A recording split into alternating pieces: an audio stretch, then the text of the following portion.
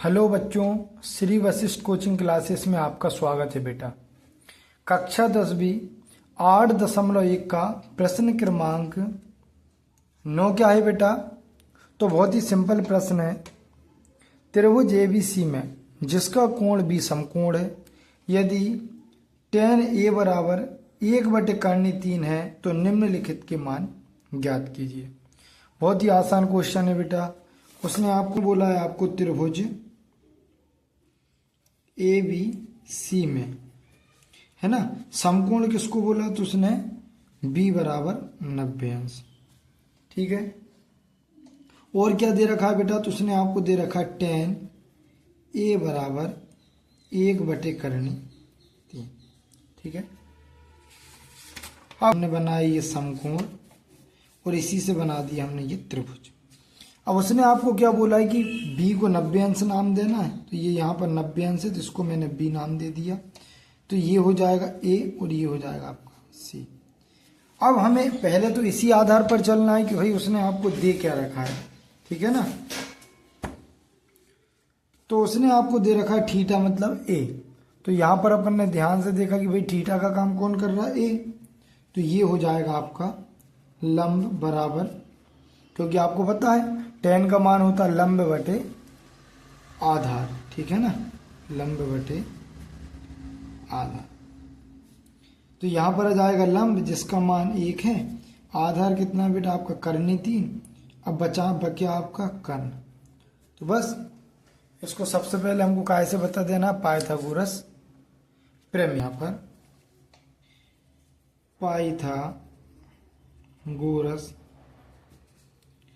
प्रमेय से यदि आपने इंट्रोडक्शन पार्ट को बेटा देखा है तो सभी क्वेश्चन में हमको पाइथागोरस प्रमेय का प्रयोग करना है। ठीक है ना।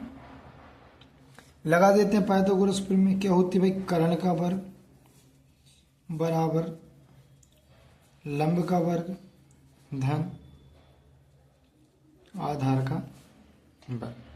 अब हमें कर्ण का वर्ग तो बेटा यहाँ पता नहीं है, ये देखो।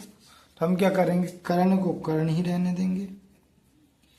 लंब मतलब कितना हो जाएगा आपका 1 और आधार कितना हो जाएगा कर्णी 3। तो 1 का वर्ग तो 1 होगा, वर्ग से कर्णी कैंसिल हो जाएगी तो बचेगी 3। 3 को हम लिख सकते 3 धन 1 बराबर 4, 4 2 का वर्ग। मतलब हमारा जो कर्ण का मान है बेटा वो कितना आ गया? ये देखो 2। ठीक है ना। तो हमें कर्ण का मान भी 2 मिल गया। मतलब हमारे त्रिभुज की तीनों भुजाएं आ गई हैं। अब बस इस क्वेश्चन को क्या क्वेश्चन से दिए उनको हमको देखना है और उसे सॉल्व करना है। ठीक है ना बेटा। इसमें 2 क्वेश्चन दिए हो गए, है ना। पहला क्वेश्चन क्या दे रखा उसने? तो उसने बोला है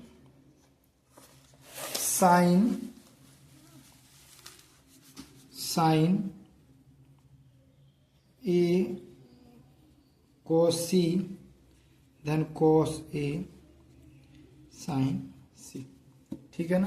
कर रहा है एक आपका a कर रहा है और एक c कर रहा है। अब जहां पर यदि कोण का काम a करेगा तो ये लंब हो जाएगा, ये आपका आधार हो जाएगा और ये आपका कर्ण हो जाएगा। अब मैं ऐसे ही का ऐसे ही त्रिभुज यहाँ साइड में और बना रहा हूं ताकि आपका कंफ्यूजन दूर हो जाए। देखो बिल्कुल सेम टू सेम त्रिभुज बना रहा हूं बेटा। ये यहाँ पर a लिखा है, b लिखा है, c लिखा है, 90 अंश है।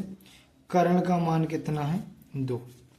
अब देखो, अब इसने क्या बोला है कि भाई कहीं कहीं पर थीटा का काम किससे कराना? c से। अब यदि जहां पर थीटा का काम a से कराना उसके लिए हम इसका प्रयोग कर लेंगे, और जहां पर थीटा का काम कराना है तो अपन उसके लिए यही के ये त्रिभुज यहाँ बना लिए ताकि अपन को एक ही में किचड़ पिचड़ नहीं होगा कि भाई ये लंब कहाँ मानना कहाँ आधा।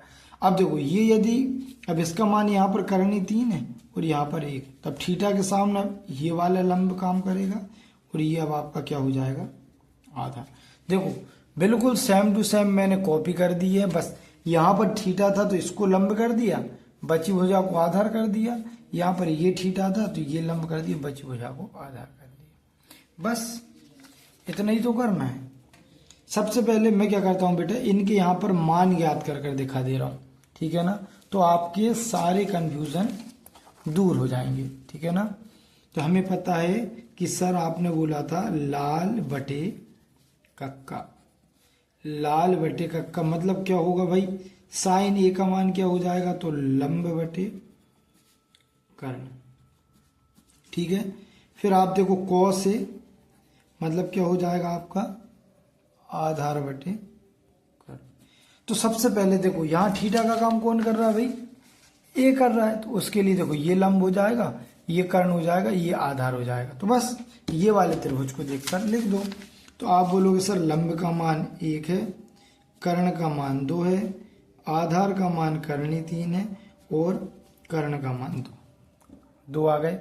अब दूसरे में क्या बोला, एक अपन को क्या देखो ये वाला मिल गया हमको, ये मिल गया। अब कॉस सी साइन सी बताना, तो अपन लिखेंगे सबसे पहले साइन सी लंब बटे कर्ण और कॉस सी आधार बटे कर्ण, बस इतना ही करना है। अब इसमें देखो थीटा का काम कौन कर रहा है भाई, ये वाला कर रहा है। तो अब ये लंब हो जाएगा, ये आधार हो जाएगा, कर्ण तो हमेशा सेम रहता है, ये कि भाई 90 अंश के सामने कर्ण ही होता है। अब थीटा इसको मानोगे तो ये लंब, थीटा इसको मानोगे तो ये लंब, ठीक है ना। बस तो यहाँ पर लंब का काम कर रहा है कर्णी 3, तो यहाँ जाएगा कर्णी 3/2, आधार आ जाएगा 1/2, ठीक है। बस यहाँ पर आपको मान पुट कर देना है। तो साइन ए का मान कितना बेटा, 1/2 गुणा कॉस सी का मान कितना है, 1/2 धन कॉस ए का मान कितना है, कर्णी 3/2 गुणा कॉस साइन सी का मान कितना है, तो आप बोलने वाले हैं कर्णी 3/2, ठीक है। बस अब इसको सिंप्लीफाई करना मीन्स सरलीकरण कर देंगे हम। तो देखो 1 एकम 1 हो जाएगा बेटा, 2 दूनी 4 प्लस 2 दूनी 4, कर्णी 3 का कर्णी 3 में होगा तो कर्णी 3 का वर्ग। तो देखो वर्ग से कर्णी कट जाएगी तो कितना बचेगा, 1/4 धन 3/4। इनको जब सॉल्व करेंगे तो नीचे जाएगा 4, 3 1 धन 3, तो ये जाएगा 4/4, मतलब आंसर कितना जाएगा 1। बस इतना ही आसान क्वेश्चन है बेटा। अब ऐसे ही कैसे दूसरा वाला करना है, क्योंकि इसमें 2 क्वेश्चन दे रखे हैं। तो ये तो मैंने आपको पहला बता दिया, कुछ नहीं करना। सबसे पहले tan a को मानकर हमको पाइथागोरस प्रमेय लगाकर तीनों भुजा ज्ञात करना, 2 तो उसने हमें दी थी। फिर हम एक जैसे 2 त्रिभुज बनाएंगे, एक में हम थीटा a को मान लेंगे तो उसके सामने लंब हो जाएगा, एक में थीटा c को मान लेंगे तो उसके सामने वाली भुजा को लंब बोल देंगे, ठीक है ना। अब इसी का जो बेटा अगला क्वेश्चन है, अब वो क्या है तो मैं उसको भी बता दे रहा हूँ। देखो अब इसका तो कोई काम नहीं है, ये वाला त्रिभुज मैंने पहले यहाँ बनाकर रख लिया है। अब इसी में से देखकर हम दूसरा वाला क्वेश्चन भी सॉल्व कर देंगे। तो जो सेकंड क्वेश्चन था बेटा वो आपका था कॉस, क्या था भाई, तो उसका जो सेकंड क्वेश्चन था आपका वो था कॉस ए कॉस सी ऋण साइन ए साइन सी, ठीक है। अब अपन ने मान तो पहले ही निकाल रखे थे भाई इस त्रिभुज से, ये देखो ये लिखे रखे, ये देखो, तो बस यही देखकर लिख देना कॉस ए। तो आप बोलेंगे सर कॉस ए मतलब 1/2 गुणा कॉस सी तो कर्णी 3/2 ऋण साइन ए 1/2 और कोसाइन सी तो आपका कितना दे रखा, कर्णी 3/2, ठीक है। अब यहाँ देखो ध्यान से, अब आएगा आपको समझ में। ये देखो मैंने वहां से देखकर इनमें वैल्यू को पुट कर दिया। कॉस ए का मान ये निकाला था, ये वाला मान माइनस। अब देखो कर्णी 3 का 1 में होगा तो कर्णी 3 एकम कर्णी 3, 2 दूनी 4 ऋण कर्णी 1 एकम कर्णी 1 और ये हो जाएगा 2 दूनी 4, क्या हो जाएगा 1 कर्णी 3/4, 1 कर्णी 3/4। अब देखो दोनों सेम है, ये धन का ये ऋण का दोनों कट जाएंगे तो कितना बचेगा 0। बस बहुत ही आसान क्वेश्चन है बेटा। यदि आपको समझ, जैसे मान लो कोई कंफ्यूजन है तो वीडियो को आप फिर से देखेंगे ना तो सारी बातें आपको क्लियर हो जाएंगी। बहुत ही आसान चैप्टर है, बड़े आराम से बताऊंगा मैं, लेकिन आपका काम है बेटा आपको इनकी प्रैक्टिस करते रहना, ठीक है। Thank you for watching. अपने दोस्तों को चैनल को शेयर करें, लाइक करें, सब्सक्राइब करें।